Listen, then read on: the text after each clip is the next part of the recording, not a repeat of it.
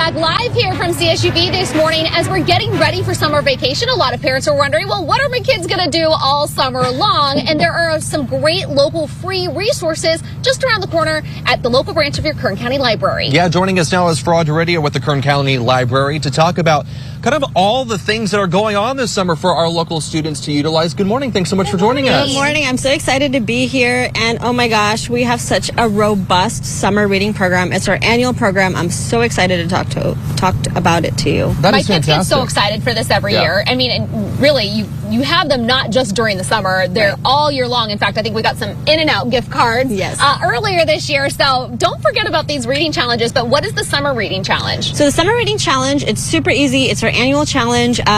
All residents are encouraged to join.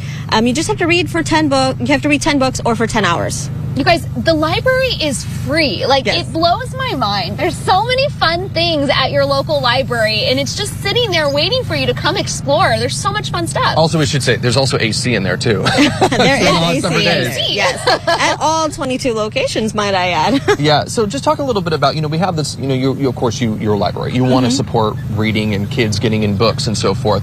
But what, from your perspective, what is it like, though, to see all of these kids participate in these reading challenges and just get, they're seeing all the books that are out there and available to them? It's such a great benefit, not only for them, but for the adults. Obviously it gives them peace of mind, right? The kid is in a book.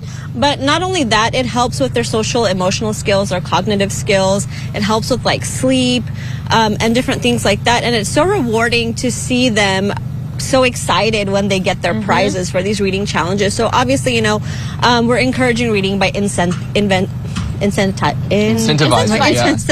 it. It's early. I know, it's too early for me. So let's go over the summer reading challenge one more time. So the goal here is to read 10 books or more, of course. Yes. And read for 10 hours, right? Yeah, either or. You could do either or. Okay. So for a child, it's easy to do 10 books. But for an adult, they're kind of like, oh, I don't know, 10 is a lot. Those are really thick books. But if you do an audiobook, it's just, one average is about 10 hours. Right. So you're done. By the way, Hoopla, Libby, some great free apps. All you need is your library card number to sign up for those, and you can get your free audiobooks through that. Yes. I was so excited when I discovered that and could unfortunately get rid of my Audible subscription, which cost a lot of money, and use the free ones instead. So go do that, sign up. But then you also have other things, from story times to magic shows going on this summer. Yes, so this summer we're going to go super heavy on the programming. We've got magic shows lined up. We've got a couple performances.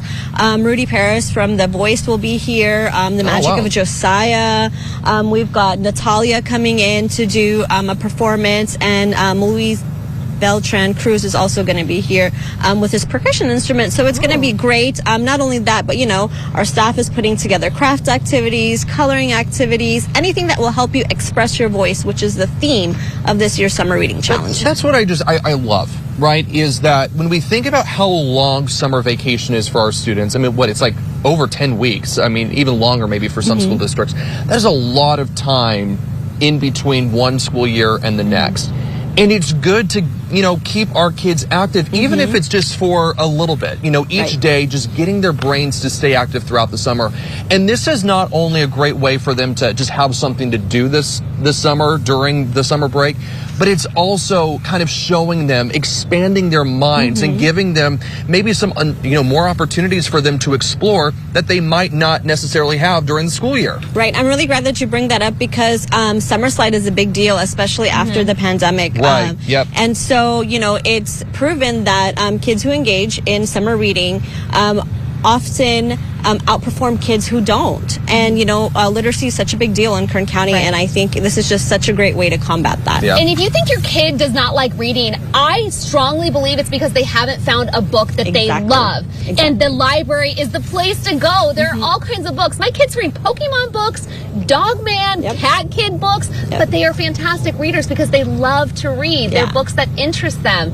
So if your kid does not like reading, take them to the library and just let them explore. I really think that they will find something. Maybe it's a cookbook, maybe it's a book about building with Legos, but there's so many choices out there. Yeah, exactly. And any reading is good reading. So, if you have a teen that's kind of like, oh, I don't want to read, but they're really into anime and manga, hey, those count. If they're into anything. Yeah. Absolutely. And they really, can find it there. Yeah, and really quick, because we are running low on time, I got to ask you, we have, of course, at the libraries, lunches, free lunches. Yes. Starting next month through July. Yes, exactly. So all 22 of our locations this year are going to be summer lunch sites, which is so exciting. And these 22 locations will have lunches, performances, everything throughout lunch. 11:30 to 12:30. Yes. It is free, June and July. Farah, thank you so much for coming in this morning. We appreciate it. Thank you.